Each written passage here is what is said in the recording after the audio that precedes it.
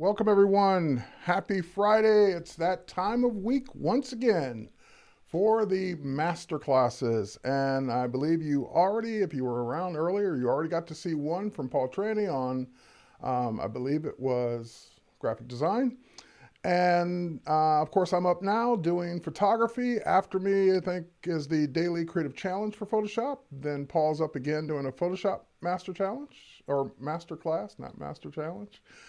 And then after that will be Jason Levine doing audio and video. And after that will be Howard Pinsky doing UX UI design in Adobe XD. And rounding out the day will be Kyle Webster doing graphic or doing digital drawing of some kind. So this is Masterclass Friday. My name is Terry White. I'm the worldwide design and photography evangelist here at Adobe. And it's my pleasure to be doing photography for you guys today. Today is going to be kind of an open Q&A. I've already got some questions queued up that came in just when I posted the topic. A couple people, like I'm looking at on YouTube, Mike C said he won't be able to be here, but for the live, but he asked a question in the chat, or before the live even kicked off.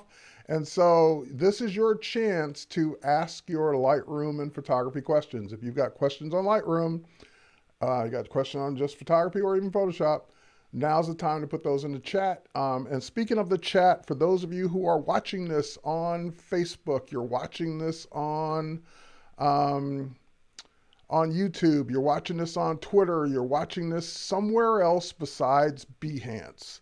I just want to point out that the only chat that I'll be able to pay attention to for your questions today is over at b.net/Adobe Live, that one right there. So if you want to hang out on the platform you're on and continue watching, that's fine. You can certainly just kick back and watch and learn all day. But keep in mind that the Behance chat is the one that we moderate. It's the one that I'm looking at right now, right there. It's the one I'm looking at for the questions. So if you do have a question, but you're watching somewhere else, head over to b.net/Adobe Live. Log in with your Adobe ID, which is free, of course, to make. You don't have to be a Creative Cloud member to have an Adobe ID. Anyone can have one, and you can even sign in, I believe, with your social media accounts if you don't even want to create one with your email. So lots of ways to sign in to be able to take advantage of the chat and to be able to ask questions. All right, with that said, I'm going to now, I'm seeing people in the chat. I see James, Sam Peterson, Rebecca, Nick, J.R. Flores, Larry, Juamna, hopefully Wamna. I'm pronouncing your name from Argentina wrong, I'm sure, but give me the pronunciation and I'll get it right next time. Anika and Gosta and Nicholas. So people from Sweden, Argentina, all over the world, thanks for being here in the chat.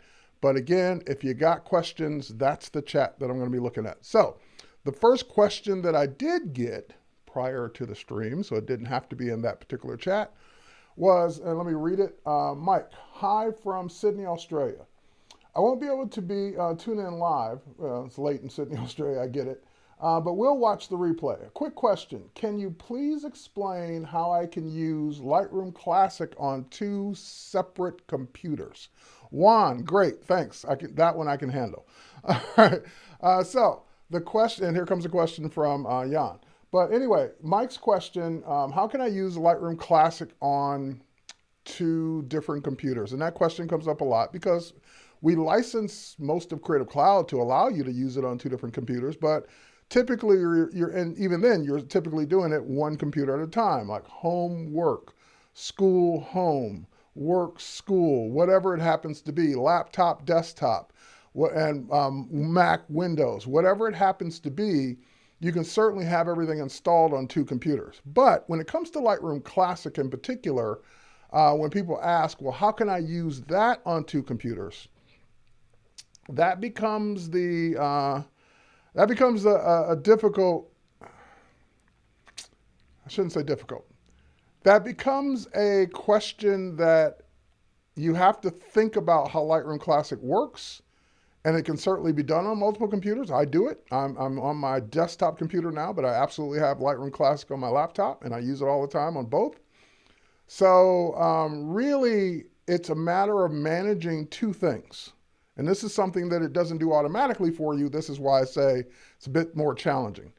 You have two aspects to Lightroom Classic. You have the application, of course, that's on both computers, no problem. You just go install that from Creative Cloud. That's not the problem. The problem is you have two aspects. You have your catalog and you have the photos themselves. So in order to use it effectively on two computers, you would have to have access to the catalog on both computers. And unfortunately, another monkey wrench thrown into the crux of things, or another wrench thrown into the crux of things. The Lightroom Classic,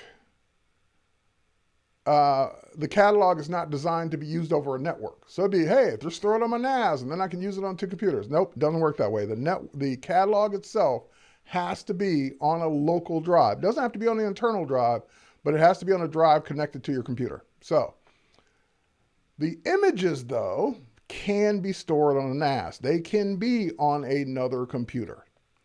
So here, I'm going to show you my solution. This is not, and I repeat, you have it recorded. This is not an Adobe recommended solution. This is not an Adobe recommended solution. So if you do this and you screw it up, don't say Terry told me to do it. I absolutely did not tell you to do this. I'm just showing you what I do. So if you do go on this workflow, if you do this on your own, you're on your own if something goes wrong. Don't call Adobe and say, hey, my catalog got corrupted because I did that thing Terry said do. Because Terry didn't say do it. He said don't do it. But here's what I do, just so you get an idea. And before I show you that, let me just show you the simplest solution. If you take a hard drive back and forth between the two computers with your catalog and your images on it, and you make sure this is backed up, problem solved. So if you want to do this, we used to refer to this as sneaker net, walking it back and forth between two computers. If you want to do it this way, this works. There's nothing wrong with this, and this is a recommended solution. This will be fine. But let me show you the one that I do. All right, switch over to my computer. And, hang on one second, I gotta fix something. I just realized, hold on. I rebooted right before the stream, and by doing that, my devices got switched to different connections. All right, let's try this again. Switch over to my desktop. That looks better. All right, so switch over to my desktop, and I've got Lightroom Classic here. Now, if I were to, and of course it's got all the photos that I've worked on recently, including my moonshots from last night. But if I hide the catalog or hide Lightroom for a minute, let's just minimize it and let's minimize that. And let's, you know what? Let's just go into Photoshop here and say hide others. And let's get that up. And let's now go to the find. I'm just getting to my desktop. Sorry about that. I didn't think I'd be doing this. Hide others. There we go. Okay. Here's my catalog. This is the folder it's in. It's in a folder called TWP Catalog, and there's everything that makes your catalog work. So there's the catalog itself right there. It's about 3 gigs. There's the sync data because I'm syncing to the cloud. So there's 913 megabytes or 911 megabytes. And then there's the previews and smart previews, and basically everything in this folder, this entire folder, sans the backups, is your catalog. So the question is, how do I make sure this folder is on both computers? And some of you may have already guessed by the little check marks here. Because I sync this folder with Dropbox. That's how I keep my catalog in both places. Now, why is this, whether it's Dropbox, Creative Cloud Files folder, Google Drive, the brand of your syncing service does not matter. It's what makes this what makes this you have to be careful solution is because, think about it. If I put this catalog in the Dropbox folder and I sync it to both computers, great. First of all, I have to make sure, these are things I have to remember to do. Before I go open it on the other computer, I got to make sure on the first computer that it was completely quit out of and it finished syncing. So I quit Lightroom Classic. I wait for Dropbox to finish syncing. I shut my computer down. Then I go home or go to my laptop. I boot up my laptop or wake it up. I gotta wait for Dropbox to sync the file down. If you're not patient and you miss a step or you skip something or you forget to shut it down or you forget to let it finish syncing, the problem is you'll open up Lightroom Classic and it'll open up a different version of your catalog. And then the next time it goes to sync, you'll end up with catalog conflicts because you forgot to let it sync, you forgot to quit first, you forgot to do all these things. This is why it's not recommended. I do it because I'm careful and I still make mistakes. I still forget, sometimes I forgot to quit out of it on this computer and I go open it on the laptop and then I get a conflict and I got to resolve that.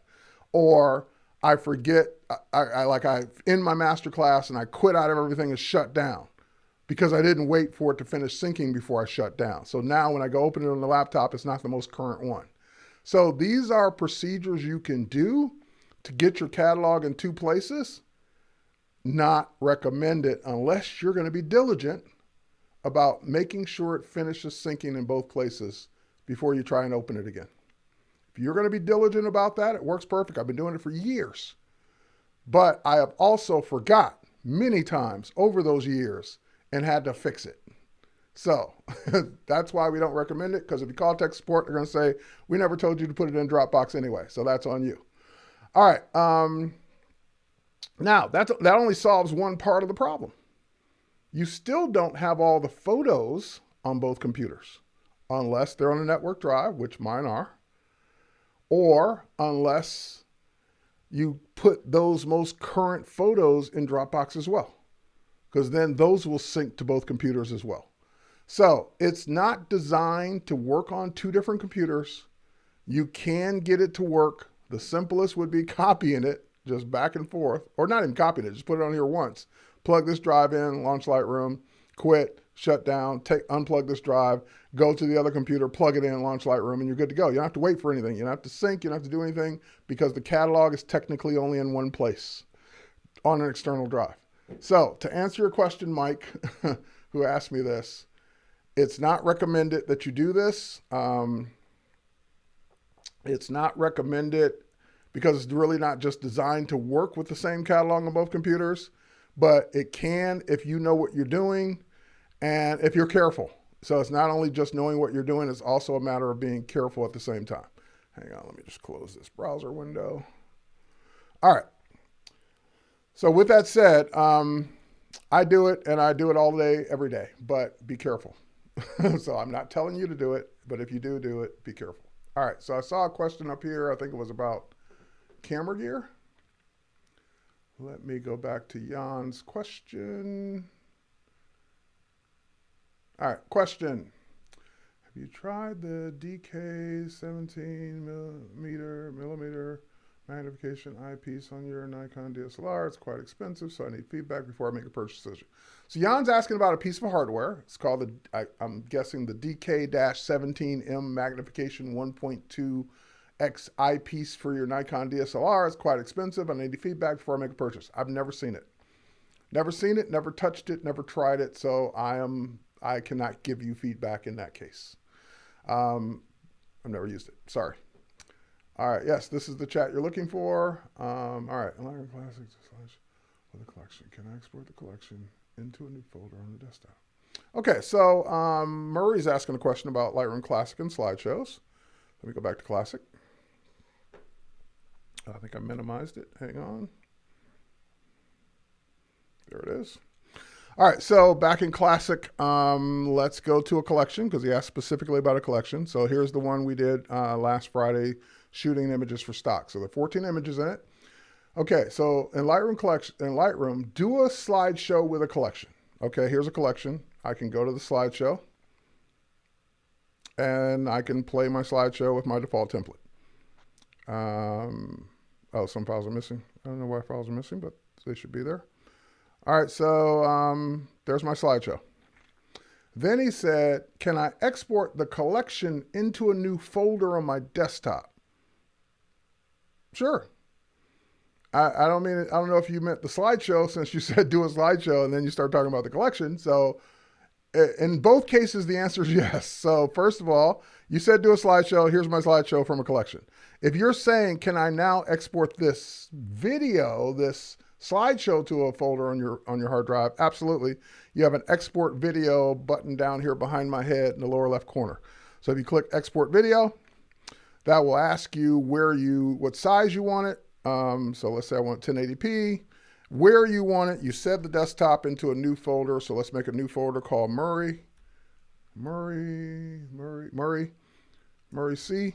All right. And we'll click create, and we'll call this The Murray Show. All right. So there's my slideshow. Going to export it out as a video. So that answers that question. The other question, because it answers a question. I can't tell which one you're asking. But then you said, can I export the collection into a new folder on my desktop? Sure, you can export all the photos in this collection to a new folder on your desktop. So you could say select all. And then you could say, oh, I know what was missing. The music was missing, not the images. It just dawned on me when it gave me that missing message. Export with preset. So let's say I use a preset called for web. You can export the originals. I just use a preset. So now the original photos are exporting. So these are all background processes in the upper left corner. You can see that they're exporting both at the same time. So the video is still exporting and the photos are exporting. But they're both exporting. Oh, I don't remember telling it to go to that. I didn't tell it to put it in that new folder because I used a preset. Sorry. Let me do that one more time. I'll do it without a preset. Export to a specific folder. Choose it.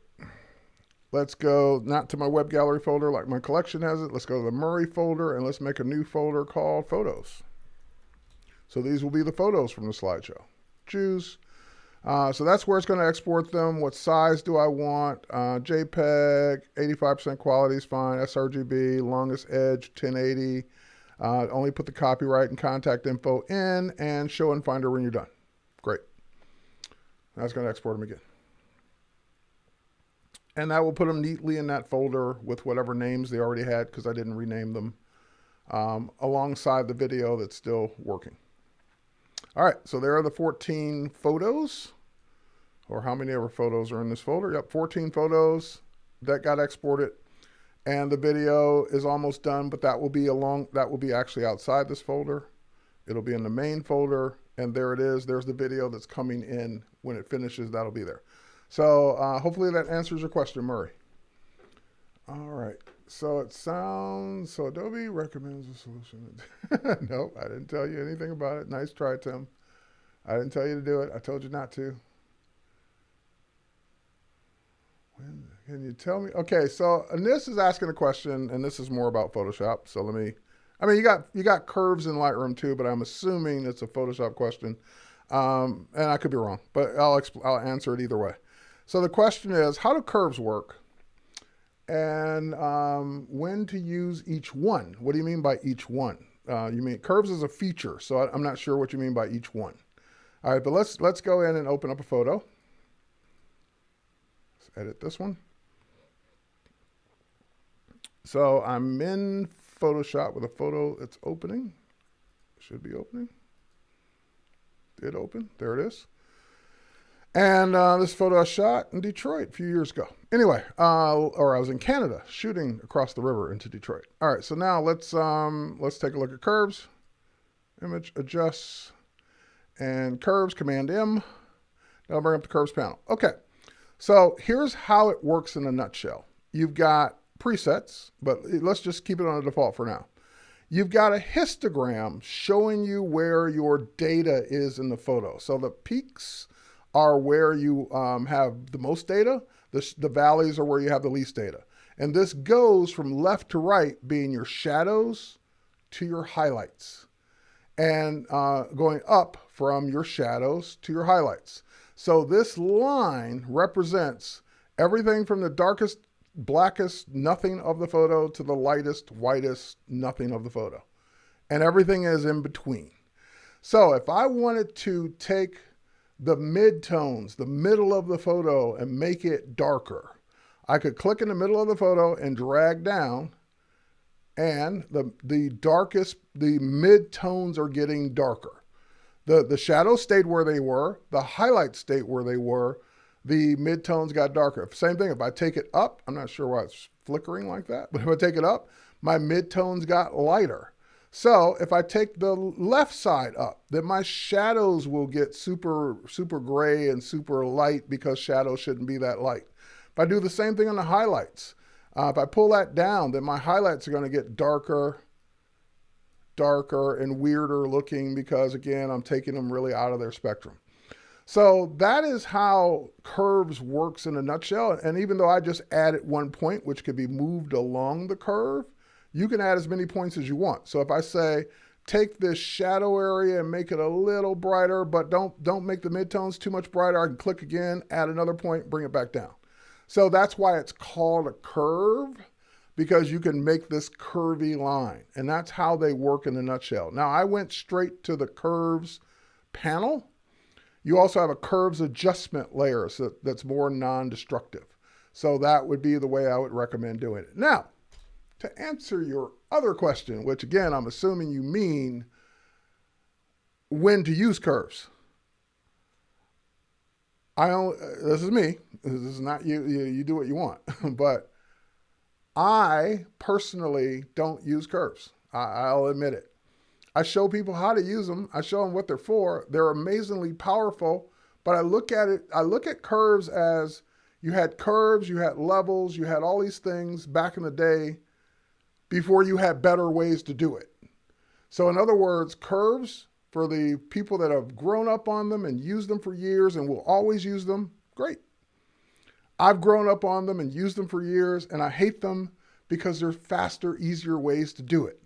So if I were really trying to adjust the exposure in different parts of this photo, I'd go into the camera raw filter and do it because it's so much easier there. So curves, that's what they're for, and professionals use them and swear by them every single day. And if not making them or not using them doesn't make me a professional, then so be it. But it's not that I can't use them. I obviously know how they work. It's just for the amount of work I'm going to put into this dialog box, I can do it easier other places because we have newer features. And back when all you had was curves, that's all you had was curves and levels. So that's my explanation of curves. Now, if I cancel out of that, I'll put the photo right back to the way it was. All right. Going to the next question. Where the lighting color was so complex, so the white balance in one part of the image is different than that part, than a different part. Okay, so Steven's asking, any suggestions for correcting images where the lighting color was complex, so the white balance in one part of the image is different than in the other part. So in other words, you have like two areas of the image based on the lighting where the white balance is off but differently in both places. I've never seen a photo like that. Usually the color cast is the color cast over the entire photo. So I've never had to correct white balance in more than one spot. But I imagine if I had to, let me experiment for a second, since that's a new challenge. Let me find one. Oh, you know what? I've got some photos that need some white balance fixing. So let's go. Let's go here. I'm sure I've got a photo in here where the white balance is off. Maybe if not this one, it's in the one before it.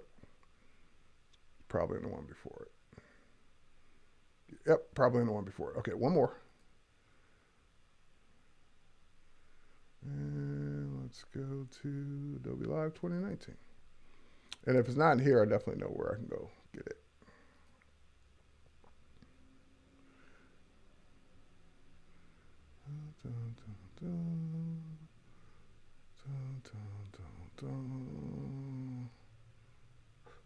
Oh, I didn't put them in either one. Okay, let's go find it. Or you know what? Even easier to go find it in here. All right, let's go find it in Lightroom where I've got demo files specifically with bad white balance.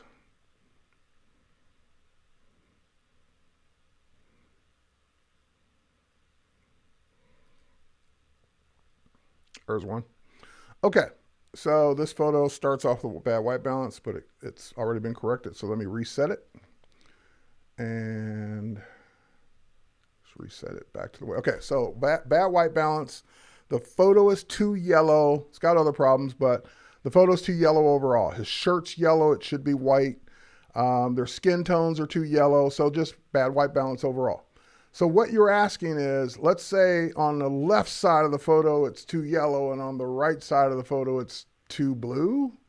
Again, I've never seen that in a single photo.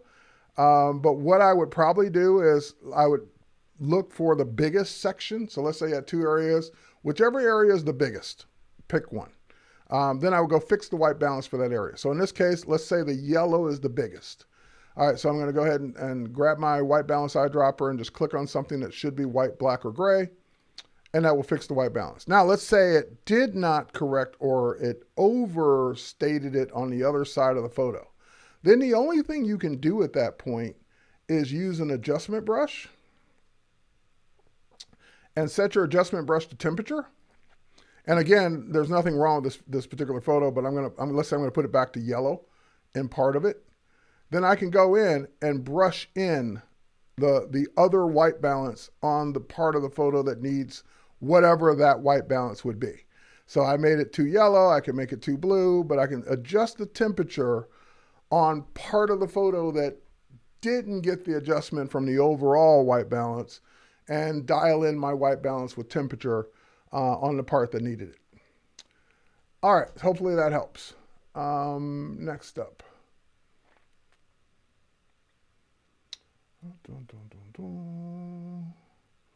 So Steven's saying about his workflow. I keep all my images on my OneDrive, so they're available on all devices.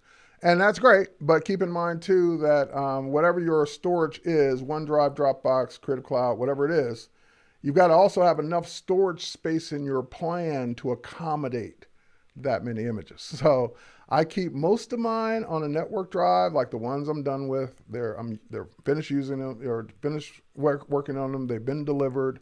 I don't need to keep them locally. So in that case, they go on the network drive, and then only the ones I just recently shot are on my Dropbox on my local drive because they get synced. All right, what's the big difference between the two versions? Juan, big difference between the two versions of what? If you mean Lightroom, I can tell you. If it's something else, let me know.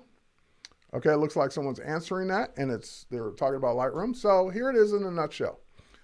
We've been talking about Lightroom Classic so far this morning, talk about the concepts of what it would take to have it on two computers, and doing some of the image correction, which I just did. The biggest difference is that, and this is the one where I help people when they're trying to figure out which one should they use. Lightroom Classic is for, I would sit you down and I would say, if you said, Terry, which one should I go with? I would sit you down and I would ask you, are you comfortable managing the storage and backup of all your photos all the time? And if the answer is yes, then I'd probably ask you a few more questions, but you're probably a Lightroom Classic person. Meaning that, how many images do I have in here these days? I've got 249,788 images in my Lightroom Classic catalog. So about 250,000 images. And if something happened to my drives, to my backups, to my whatever, those 250,000 images would be gone, and there's nothing Adobe can do about it. If that doesn't scare you, then you're most likely a Classic person, because that means that you're diligent. I won't even say competent. You're diligent enough to not only know where all your images are, but to keep them backed up.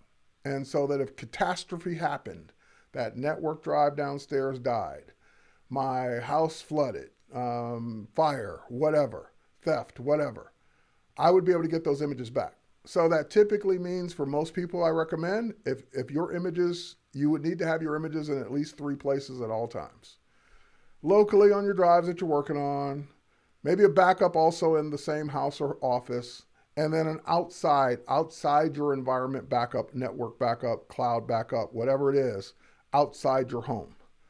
So that could be you taking a backup drive to the safe deposit box at the bank once a week, whatever that backup is, so that if something happened catastrophe-wise in your home, you would still be able to go get your images. So if that's not you, then you should probably look at the other Lightroom. So Lightroom, so there's LRC, Lightroom Classic, which has been around for 14 years and has all the features. It was the first Lightroom. Lightroom, LR, is the newer version. This is the version for, I don't know where my Lightroom is. Is it also minimized? Maybe. Yep, there it is. It's minimized too. LR is the newer version that is all cloud-based storage and backup. So I'm still running the desktop client on my computer, but every one of my images, all how many ever there are, 54,000 of these images are, and most of those are smart previews. So, but all the 54,000, whichever ones are the originals that were in here, are all backed up. Also, this version is definitely much easier for working on multiple computers because all I need is the application. As soon as I install the application and sign in with my Adobe ID, all 54,000 images are there and available for me. So this is the version for the person that says, I don't want to be bothered with storage and backup. I'm not good at that. I'm horrible at organization.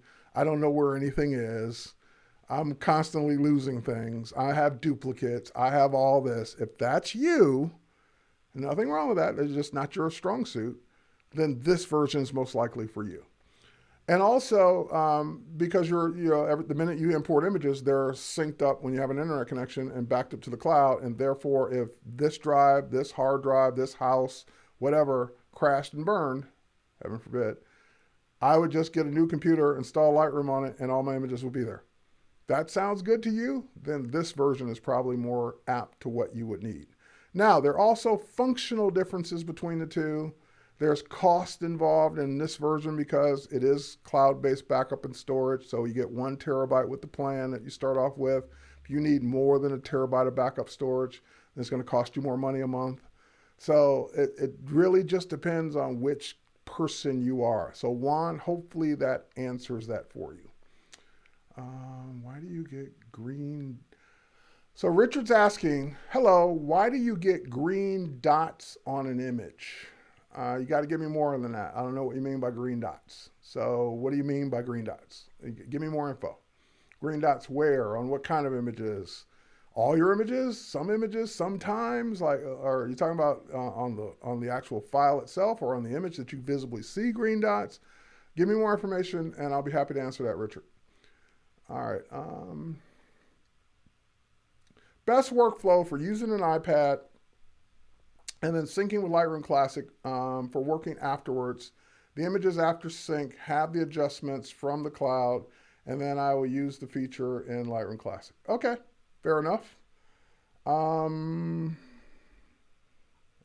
have Lightroom on my iPad sitting right here.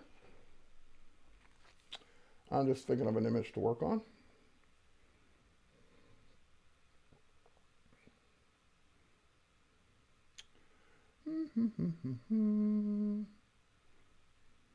All right, we'll pick this one. Okay, let me switch over to the iPad first. So here's Lightroom running on my iPad, and it's synced. And if I go up to the upper right-hand corner and click on the cloud, it will give me the current status, and it says synced and backed up. So that means that on my iPad, it currently sees everything, all those 54,000 images in the cloud. Matter of fact, the number's in the upper left corner, so it sees the same number of images. All the edits have been synced, everything's synced. Done. Okay. Now, I go to one of these images, and I go to my editing, and I start working on it. I'm going to make some drastic changes just so we can see the difference. So that one's light blue, and a light blue sky, and orange name for the sign, and so forth and so on. So I'm going to make some drastic changes here. So first and foremost, let's go into effects. Let's bring down the dehaze. Or, sorry, bring up the dehaze, not down. Bring up the dehaze, and let's go into my adjustment brush.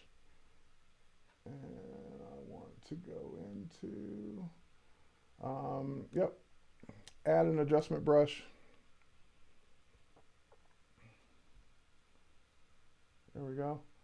And I'm going to go in and bump up the size. There we go. And I'm just going to paint over all of this. Okay, now I got that painted over. I'm going to go into my color. And I'm going to really crank up the saturation. Or you know what? I'm going to take the saturation down. I'm going to take the orange out of it. All right, great. That way I'm just, again, trying to make drastic differences. So I'm taking the orange out of everything that I painted, well, the color completely out of everything I painted on. Okay, great. Now we can see those differences. Now, as soon as I hit done, now, in other words, Lightroom doesn't try and sync anything until I'm finished with the edit. As soon as I hit done and get out of it, the cloud will sync the metadata changes, and it was pretty quick. So it's done, it's out of it. And now that one has been edited next to the one that hasn't been edited. First and foremost, that image was imported, let's say it was imported directly on my iPad. Therefore, it's the full resolution. It's been backed up, it's been synced, and it's in the cloud with the edit, non-destructive. Now, in Lightroom, not Classic, if I go back to my desktop, if I go back to all photos, and I scroll and find that image, there it is. It's already done. Here it is. I'm already on my computer. The change got synced up, but that's not what you asked. You asked specifically about Lightroom Classic. But I'm just letting people know this workflow with LR it's golden for this kind of work, because no matter where you start it with your original, high res, raw file, iPad, iPhone, Android phone, or desktop computer, and whatever changes you make are made no matter where you make them across the board. However, with Lightroom Classic, let's go back to Classic. The first thing we need to think about is your preferences. So, well, actually, and before we even get to that, first thing you need to do is turn on syncing in the upper right-hand corner. It moved. It used to be in the left corner. Now it's in the upper right corner. Notice I have a green check mark saying that it's synced so far. So you turn it on here. It's off by default. Second thing you need to do is in your preferences for syncing, you need to designate the folder, which is right here. You need to choose a folder on whatever drive you want for any images that you imported or shot or did anything in Lightroom Cloud that are going to sync down to this computer. So where are they going to go? What folder is it going to store these high-res originals that you shot with your DSLR, your mirrorless, your iPhone, whatever it is? So I picked a folder on Dropbox called Lightroom Ecosystem. Now, if I were to just go to my all photos,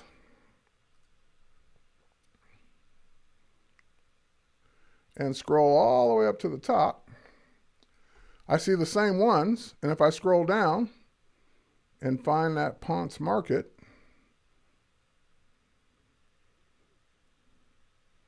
there are some of them.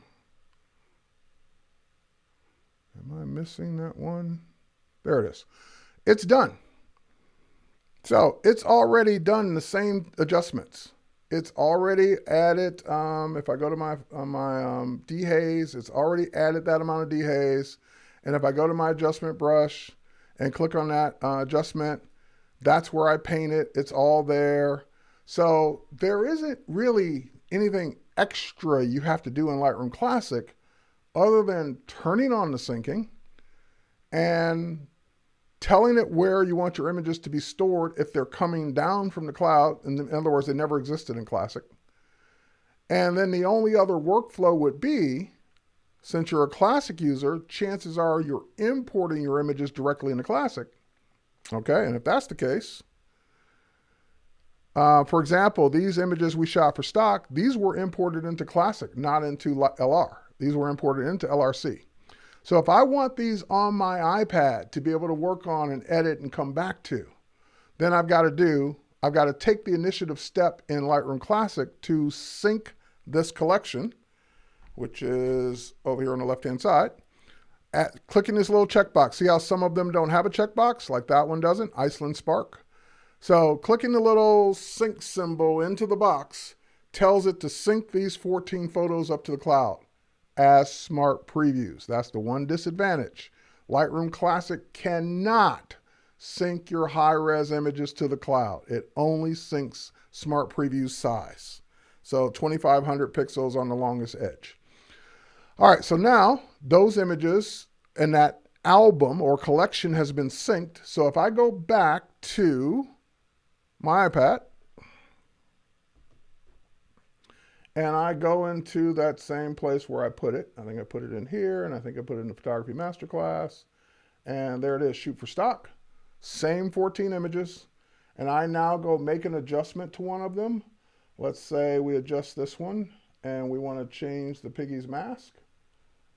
So we go to color, and we go to color. Actually, no, let's do it this way. Let's do it on an adjustment, and adjustment brush, and same thing. Too big, hang on. Let me take the brush size of my brush, let me undo again. There we go. And let me take the size of my brush way down. All right. And right now I'm just masking the mask. And then we'll go to color. And we'll use the new dynamic hue to change the color of the mask. So we'll make it a different color, like purple or pink or red or green or whatever color you want it to be. Kind of like the purple. All right, so now I'm done. And I get out of it. And Lightroom says, okay, I've already synced the metadata. And now we go back to Classic. And we just wait for that to happen in Classic, and it already did. There it is. So again, no matter which direction you started in, I started that photo in Lightroom Classic as a tethered raw file from my Nikon. It's a .nef. Put it in a collection, told it to sync that collection. That collection instantly became available on all my other LR devices, iPad, phone, desktop. Make any changes in LR, since they're just metadata, non-destructive, they automatically sync up and come back down to Lightroom Classic. Sorry about that. Okay. So hopefully that answers that question in great detail for Lewis. All right, Robert's got a different question. This kind of goes back to your question I asked about workflow in terms of making multiple copies on hard drives after I move them off my CPU's hard drive. Robert, you got to ask me the whole thing. I don't remember. So is that in conjunction with the green dot? So what Robert's saying is, hi, this kind of goes back to the question I asked you about workflow in terms of making copies on the hard drive after I move them off my CPU's hard drive. Give me the whole question. Don't ask it in pieces. Give me the whole question. That way I can answer it, because I'm trying to piece together in my mind what you're talking about. Ask me the whole thing. I'll be happy to try and answer it. All right.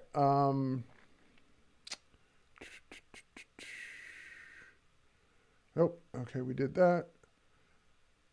CC syncing won't work. Reverb mic, CC syncing in Classic will not work for originals. No, it will not. Not to mention, CC syncing in Classic only works with one catalog at a time. So what's going to be on the other computer? It's got to be the same catalog. Otherwise, it will never see what you synced anyway. Now, if you meant Lightroom LR syncing, yes, that would work. All right. What happens when catalogs are on multiple external drives? Robert, what happens when catalogs are on multiple external hard drives? I don't know what you mean. Like, you plug in the drive you want to work on that catalog. Other than that, I'm not sure if I get maybe I'm not getting the question. Your catalogs, if you have more than one catalog, they can be theoretically on multiple drives. Whichever one you want to work on, that's again something you'd have to keep track of, is which catalog's on which drive and plug that drive in to work on that catalog. That's another reason why I'm a one catalog person. I never have to think about where is my other catalogs, because I'm only working with one. So as long as I keep track of that one, keep that one back up, I'm good to go. All right. All right, Jan, let us know. You said you're going to purchase it and think for the best. Are you looking at the eyepiece because you wear glasses? Oh, that's a question for Jan. Dun, dun, dun, dun. Okay, so now David's asking, can you explain how curves work when you use each one, whites and colors? Same way. So I was working on RGB. If you want to adjust individual colors, it will be the same thing. If I want to adjust the greens in the image, I switch to greens. It's going to give me the histogram. It's going to show me where the greens are in the image, and I will adjust the greens with the same paths. Same concept, whether it's individual colors, whites, tones, RGB, it's curves. So exactly the same thing I showed you. Just imagine if you were working on just one specific color or one specific set of colors. No different. All right.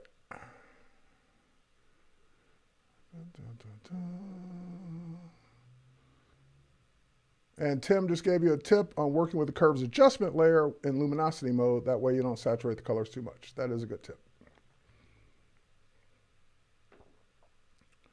Terry, in Lightroom, is there a way to identify files in the catalog directory structure that aren't in my catalog? So Dan's saying, in Lightroom, since you said catalog, you mean classic, is there a way to identify files in my catalog's directory structure that aren't yet in my catalog?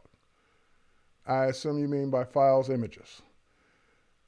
So you're looking at a folder of images and you want to know if they've been added to your catalog or not.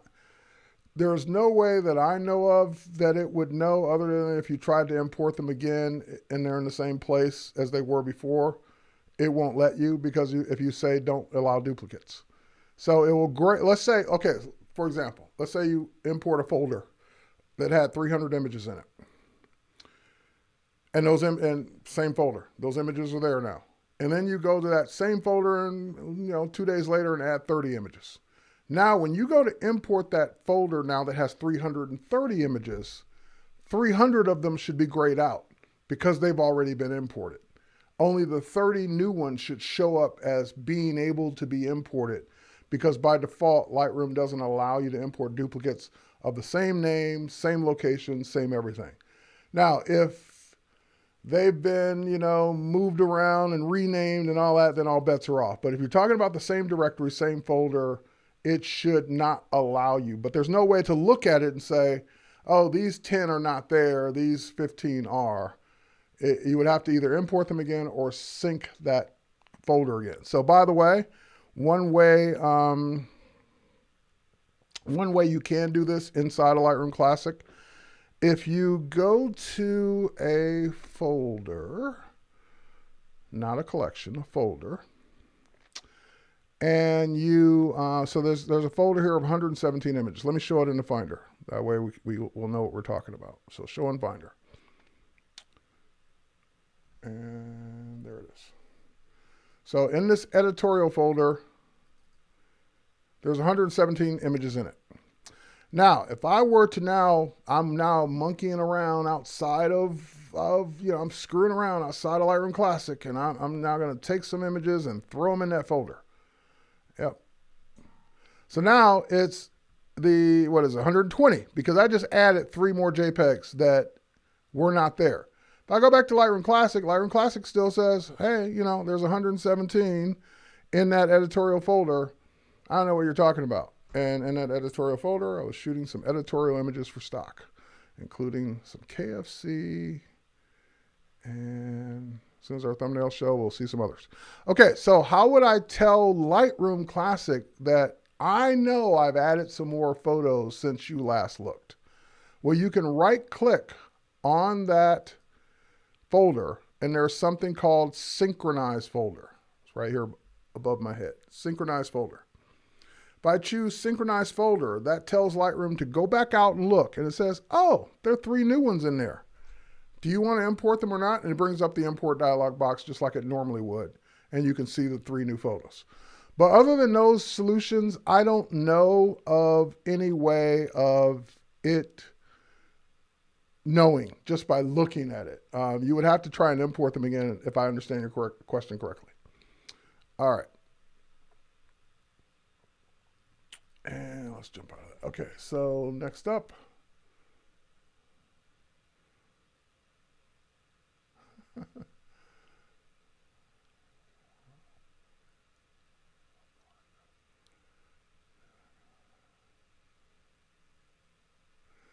Boy, the jokes here, sometimes it's hard to tell what's a real question.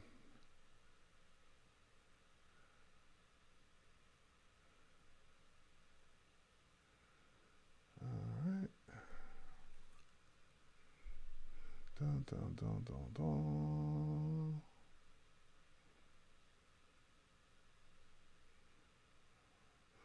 Reading through all your stuff. We got like 4 minutes left. Let me see if I can get a couple more in here.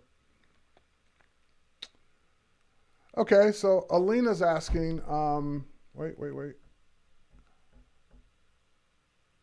Okay, Alina's asking how to do high key and low key portraits on the fly, not in studio. I have a Canon 5D Mark IV and Canon 70-200. Please explain the settings and equipment you need. Well, in order to do high key, you need light. So you're gonna need light. So you're gonna need 2 lights at least, because if you want high key, you're gonna want a light behind your subject. You're gonna want a light in front of your subject. Doesn't matter, they could be speed lights, but you're gonna want at least a softbox or something, umbrella or something big enough to be behind your subject so that it's bigger than your subject. In other words, that's going to give you a true high key. And what really a high key is just that bright, even light behind your subject as the background. So for example, these images we're looking at now, these were high key. If I don't know if I have the setup. Hang on, let me go look and see if I have the setup shot, so I can show it to you. And you can do it on the cheap. You don't need anything really super expensive, but you want a main light and you want a light behind your subject to get that high key look. So here's one. So let me go back to the iPad.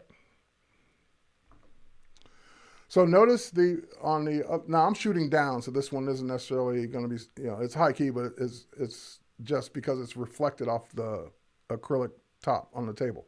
But notice that softbox behind the camera, that's normally what my subject would be positioned against. So I get that nice, even white light behind the subject. And again, that light doesn't have to be anything special. It just needs to be bright enough to give you that high key effect. And then if you want a main light to eliminate your subject from the front. So you're going to need 2 lights, a way to trigger both those lights from on top of your camera. They could be speed lights. You could do the whole thing for a couple $100. But just keep in mind that, well, I say that softboxes are probably going to cost you a little more than that, or umbrellas or something. So let's say $300, $400 by the time you're all done outfitting the 2 lights, one especially with a big enough softbox to fit behind the subjects. So that would be the way I would do it. If you're trying to take it on the go, of course, the lighter the equipment, the better. But 2 lights, triggers, softbox, at least one big softbox, and that should do it. David's asking, do I have any, this will probably be the last question. Do I have any tips to speed up Lightroom performance? Sure. Optimize your catalog, first and foremost. That'd be tip number 1 under the file menu. And again, I'm assuming you mean Lightroom Classic performance. So optimize your catalog. Build previews for the images you're going to be using on a regular basis so they load faster and load quicker as you're zipping through the thumbnails and zipping through the full size images, I should say. There is a preference in Lightroom for, here, if we go to preferences, if we go to performance, there we go. There's a preference for the camera raw setting cache. It's usually on a low number, so the recommend, oh, sorry, you're not seeing them on the screen. In the preferences, there's a Lightroom cache for the camera raw. That's normally on a low number. You want to set that to at least 20 or higher, 20 gigabytes or higher to give it enough space and room to run. Fast graphics card always helps. SSD drive, nice fast drive with plenty of space on it for room. Those are all the things that will make Lightroom faster. Now, there are other ways to do it, and I think Scott Kelby, as a matter of fact, just wrote a blog post on 5 tips for speeding up Lightroom over at lightroomkillertips.com. So if you head over there, you can check out Lightroom articles, but there was one I know he just did recently on that very question, 5 ways to speed up Lightroom. All right, let's see, I'm gonna get a dark background around the flower image taken in daylight. All right, I'm out of time. Barry, send me that one offline. I'll see if I can answer it. It's asking about, in Lightroom Classic, how do I get a dark background on a flower image taken in daylight?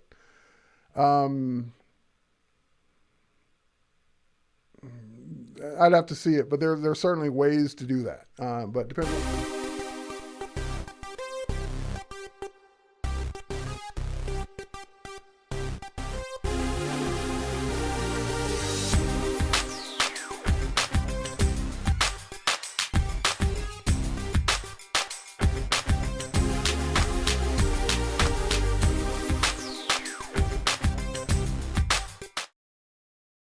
But I'm out of time. I'll let you guys go anyway. Ping me later.